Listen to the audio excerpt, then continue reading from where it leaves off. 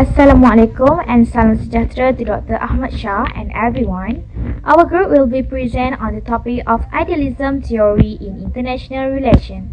Let me introduce our group members: Nur Iffah binti Maharam, Nur Zafira binti Mohd Ismail, Umi Nazirah binti Rosli, Nur Aqila Natasha binti Abu Bakar, and Fadzlin Syafiqah binti Fahizan.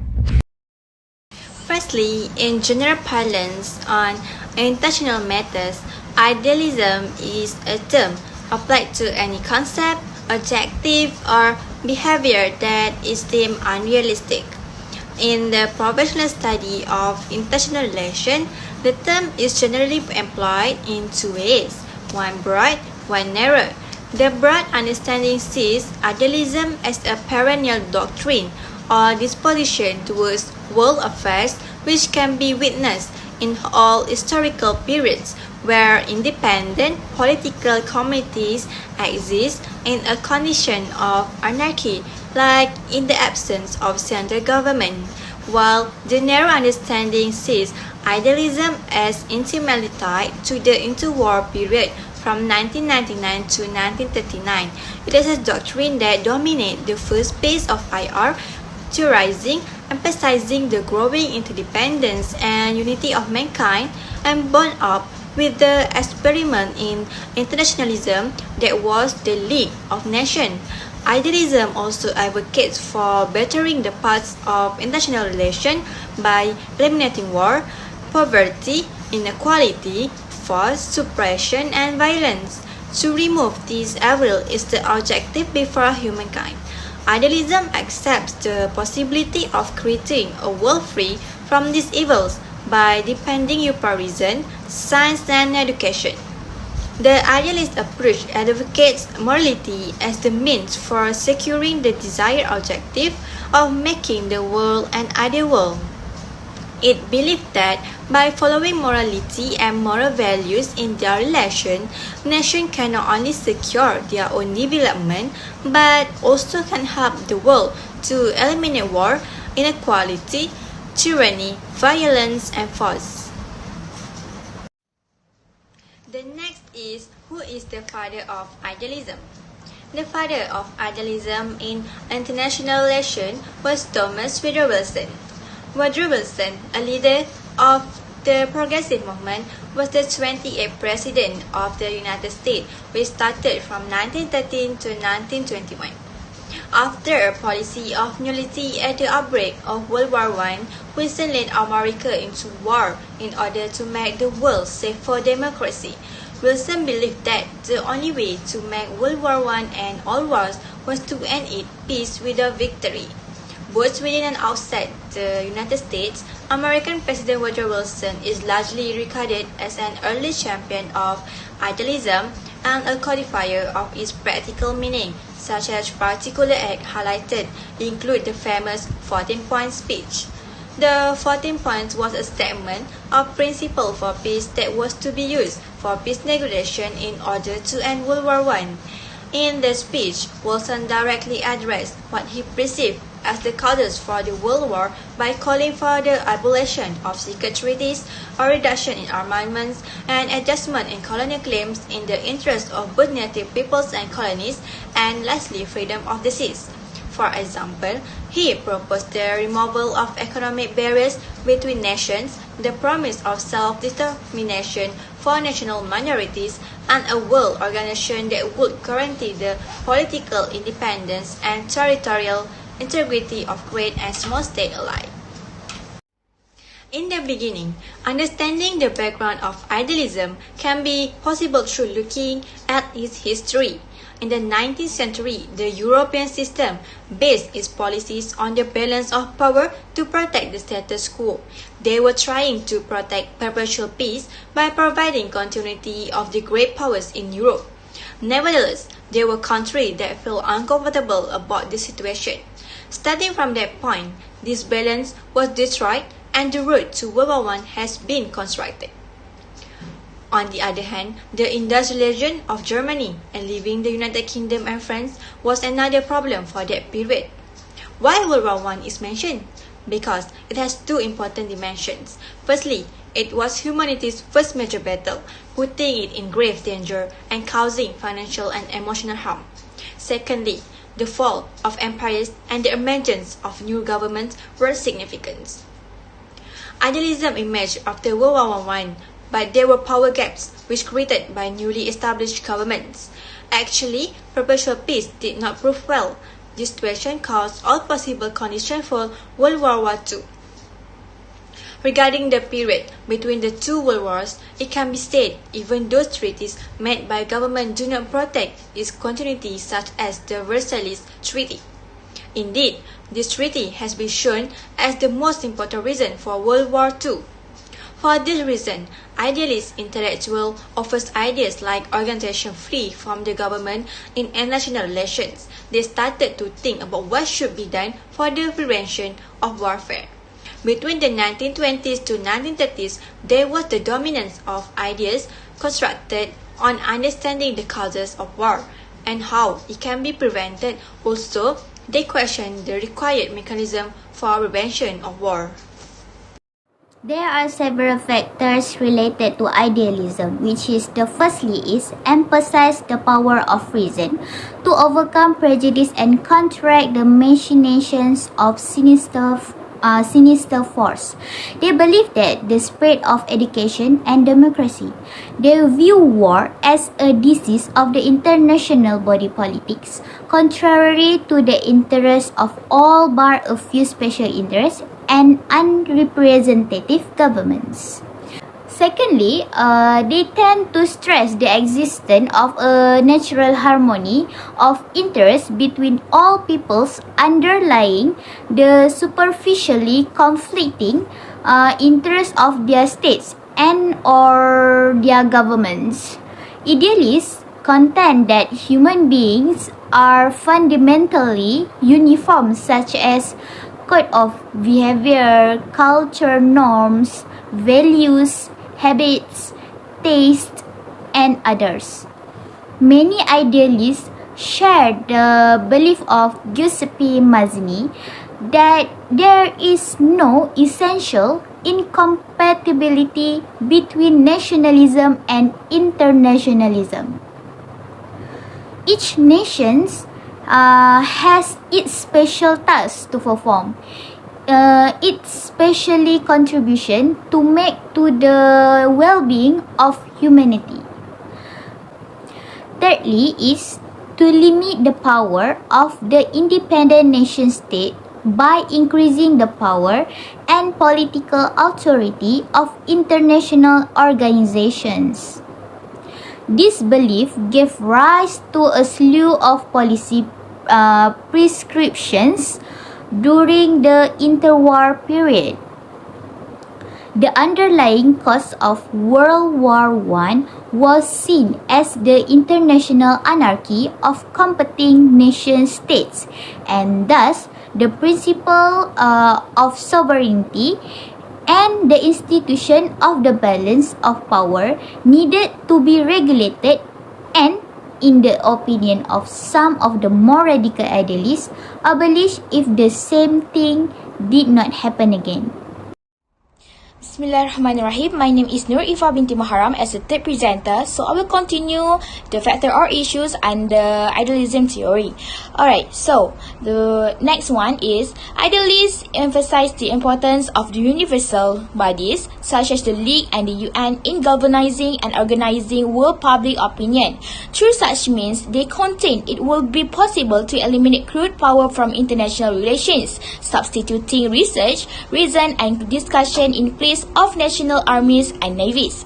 So next, one of the main criticisms Carr leveled at the idealists or utopians was that they underestimate the role of power in international politics and overestimate the role, actual and potential, of law, morality and public opinion. He was particularly sketching of the idea that reason and discussion could take the place of armies and navies.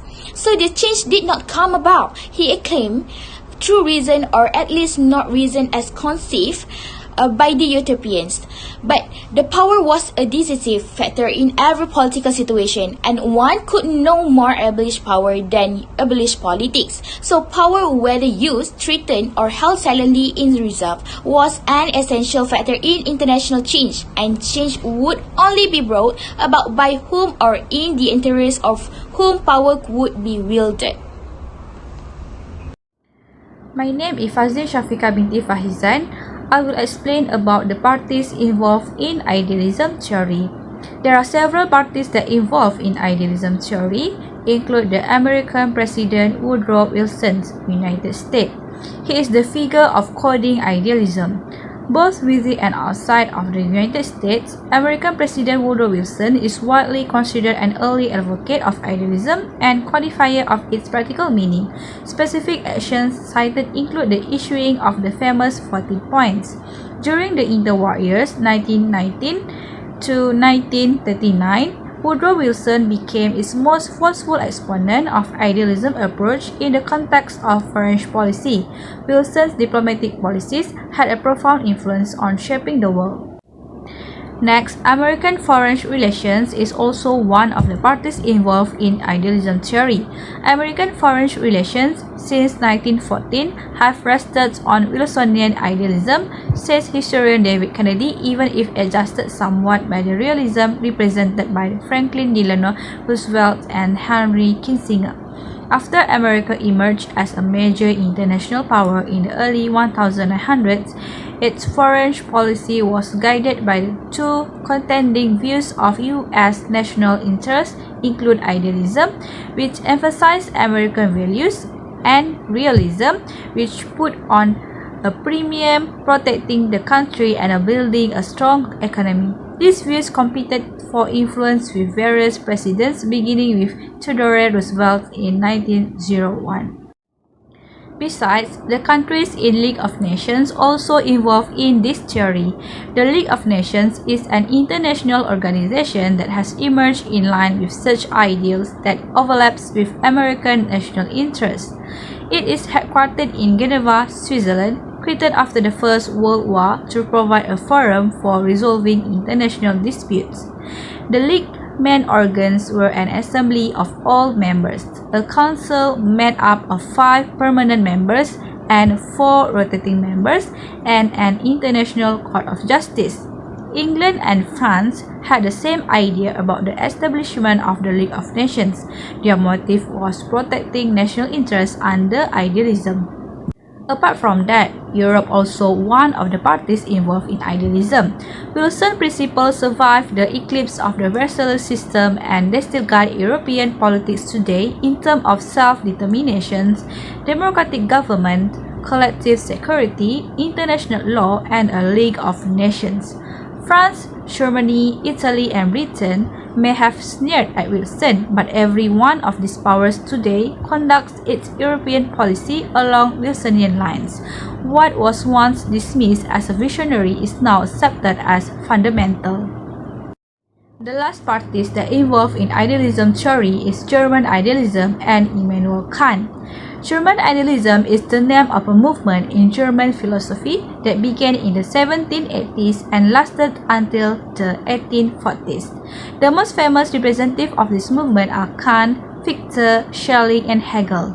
Kant's transcendental idealism was a modest philosophical doctrine about the difference between appearance and things in themselves, which claimed that the objects of human conditions are appearance and not things in themselves. Meanwhile, Fichte, Schelling, and Hegel radicalized this view, transforming Kant's transcendental idealism into absolute idealism, which holds that things in themselves are a contradiction in terms, because a thing must be an object of our consciousness if it is to be an object at all. In order to achieve a complete state of a total cooperation and peace in the world, Immanuel Kant, who is considered as the major proponent of the theory of idealism, gave 3 key solutions. The civil constitution of every state should be republican, the law of world citizenship shall be limited to conditions of universal hospitality, and the law of nations shall be founded on a federation of free states. Assalamualaikum, I'm Nur Zafira and I will explain the suggestion on the idealism story. First suggestion is approach new scientific framework. It must be said that idealism must adapt itself to the modern world and build its scientific framework again for starting to increase in international relation theories, especially to get rid of critiques such as utopian. It should influence approaches and scientific methods of other international relation theories to make a new approach. As the idealist theory promised to bring about a better world with morality, education, and international organization. The idealists think that political conflict was not for power, but between inconsistent principles and ideals. Idealists present different viewpoints about world politics. The second suggestion, to establish international law. If people can acquire the law rules that will conclude everybody and imply the some sanction when they don't obey this rule. At that time, people can dedicate the peace. To ensure this situation, in 1921, European Continental Justice Court occurred and Brian Kellogg Pact that signed which condemning recourse to war for the solution of international controversies. Next, the suggestion on create supranational institution to replace the competitive and war-prone territorial state system. The setting up of the League of Nations and an insistence on international cooperation in social matters as approaches to peace were symptomatic of idealist institutional solution to war. Many idealists went further in suggesting that power politics could only be abolished by instituting a war government. If people want to prevent war, they must acquire the international organization that will ensure the peace and become the supreme power for everything. The President Woodrow Wilson was horrified by the slaughter. The only way to avoid a repetition of such a disaster was to create an international body whose sole purpose was to maintain world peace. The last one is eliminate weapons. If people can decrease their armament, they can prevent the war. To ensure this situation, in 1922, Washington Naval Treaty that set specific tonnage limits on the Chinese as well as restrict armament size and expansion of naval facilities. Between 1921 and 1922, the world's largest naval powers gathered in Washington for a conference to discuss naval disarmament and ways to relieve growing tension in East Asia. In conclusion, 14 principles, which named as Wilson Principles, were important structure of idealist tradition. Although idealism is the founding theory of the international relations discipline, it has minimum number of books, articles, and work written in the international relations literature. The primary reason of that underestimation of idealism and seeing its validity as impossible for international relations. Thus, idealism fails to provide a coherent explanation of international politics. The idealist wants rules and an empire but does not recognize the need to learn the maxims or science of international politics in order to deal with cases in which these attributes do not exist. In the initial stage of international study, it provided a definite and rather uncompleted point of focus. Last but not least, contributions in this area have helped to clarify the nature, structure, and framework of the working of an international system. That's all from us. Thank you.